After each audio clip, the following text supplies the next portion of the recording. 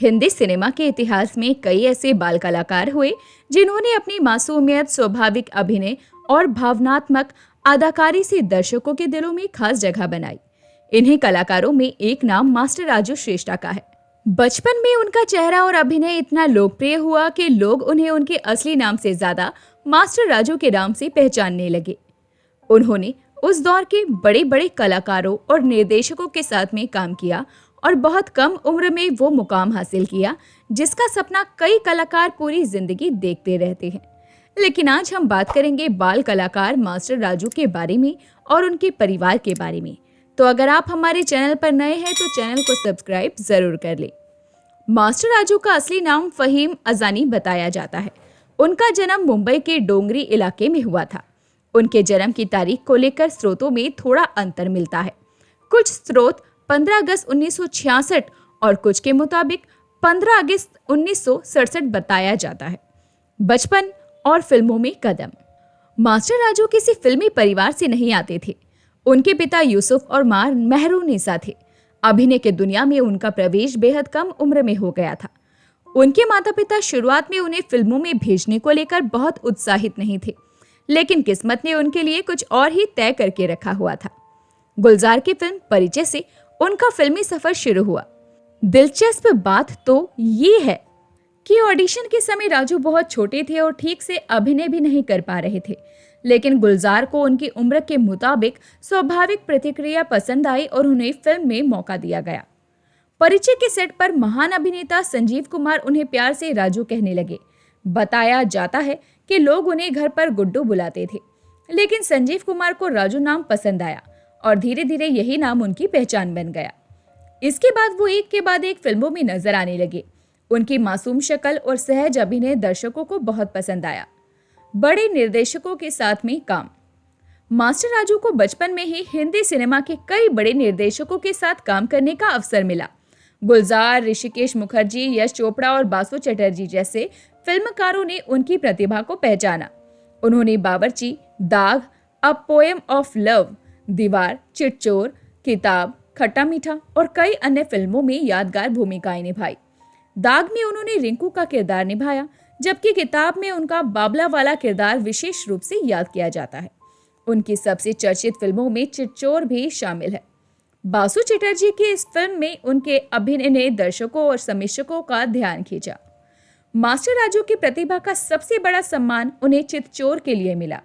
इस फिल्म में उनके अभिनय के लिए उन्हें राष्ट्रीय फिल्म पुरस्कार में सर्वश्रेष्ठ बाल कलाकार का सम्मान मिला।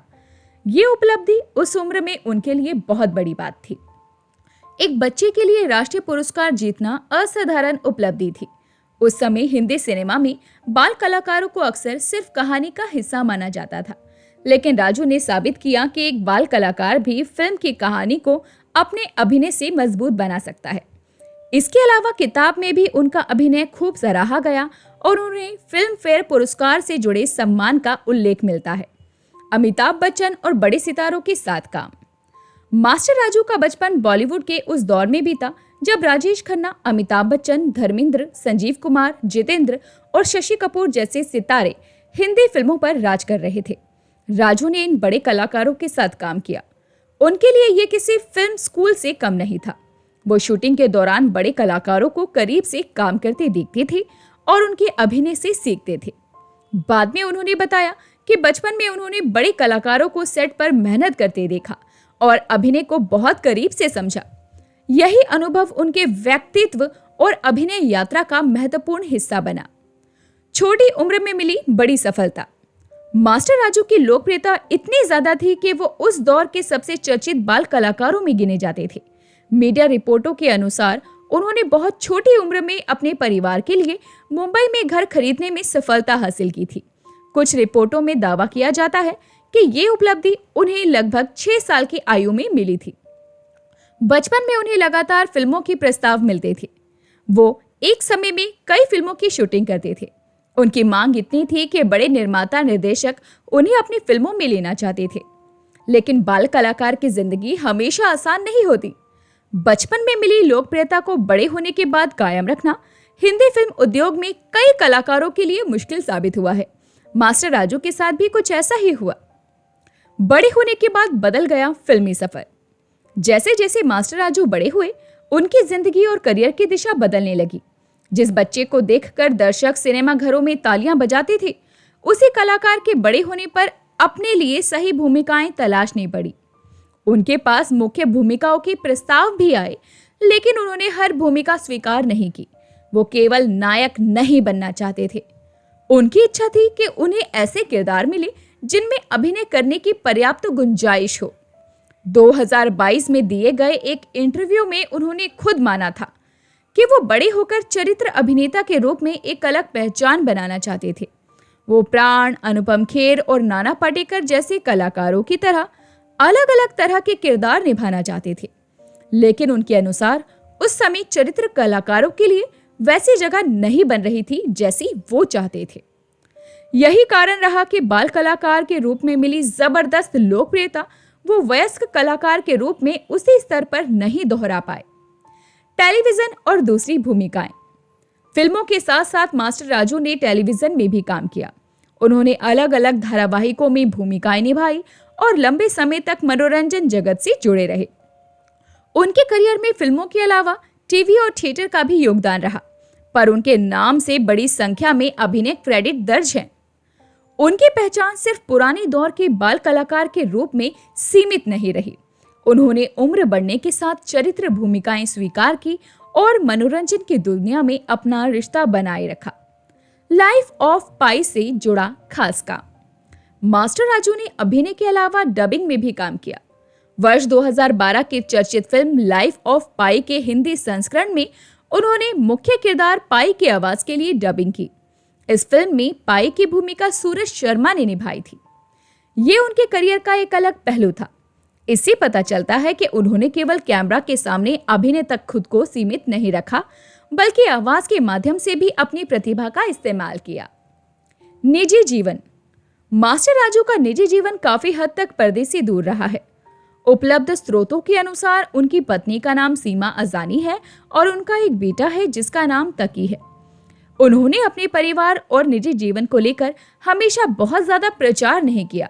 यही वजह है कि उनके बारे में फिल्मों की तुलना में निजी जिंदगी की जानकारी कम उपलब्ध है।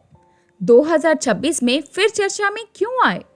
साल 2026 में मास्टर राजू एक बार फिर चर्चा में आए जब उन्होंने अपने पुराने फिल्मी अनुभवों के बारे में खुलकर बात की। एक इंटरव्यू में उन्होंने अभिनेत्री मौसमी चटर्जी के साथ शूटिंग के दौरान अपने बचपन के कठिन अनुभवों को याद किया। ये बातचीत सोशल मीडिया और मनोरंजन मीडिया में काफी चर्चा का विषय बनी। इन घटनाओं को लेकर अलग अलग मीडिया रिपोर्टों में उनके बयान प्रकाशित हुए, इसलिए उन्हें उनके व्यक्तित्व, अनुभव और उनके बयान के रूप में ही देखना उचित है। मास्टर राजू की विरासत। मास्टर राजू श्रेष्ठा का नाम हिंदी सिनेमा में उन बाल कलाकारों में लिया जाता है जिन्होंने बचपन में ही अभिनय की ऊंचाइयों को छुआ। उन्होंने जिस समय फिल्मों में काम करना शुरू किया, उस समय बाल कलाकारों के लिए इतनी सुविधाएं और प्रचार के साधन नहीं थे जितने आज हैं। फिर भी उन्होंने अपनी स्वाभाविक अदाकारी से पहचान बनाई। परिचय से शुरू हुआ उनका सफर बावर्ची, दाग, दीवार, चितचोर, किताब और दूसरी फिल्मों तक पहुंचा। राष्ट्रीय पुरस्कार जैसी उपलब्धि ने उन्हें अपने दौर के सबसे सम्मानित बाल कलाकारों की कतार में खड़ा कर दिया।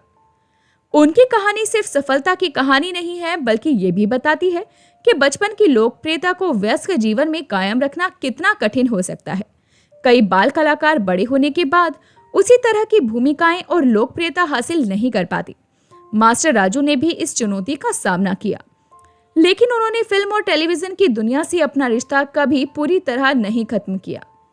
आज जब पुराने हिंदी सिनेमा के दर्शक अपने बचपन की फिल्मों को याद करते हैं, तो मास्टर राजू का मासूम चेहरा और उनकी छोटी छोटी लेकिन प्रभावशाली भूमिकाएं उनकी यादों में फिर से जीवित हो जाती है।